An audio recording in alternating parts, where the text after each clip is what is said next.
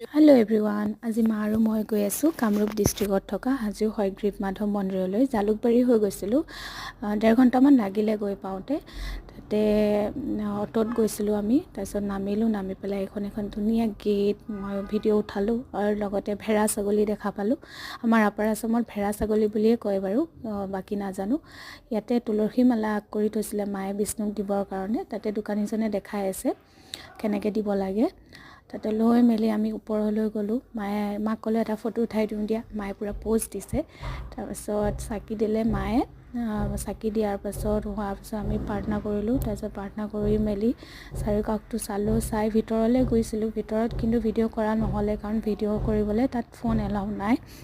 তাৰপিছত চাই মেলি সেৱা কৰি বাহিৰত আহি অলপ ইয়াতে বহিলোঁ। বহি পেলাই চাৰিওকাষটো চালোঁ। চাই অলপ ৰৈ ঘৰলৈ গুচি আহিলোঁ। Thank U.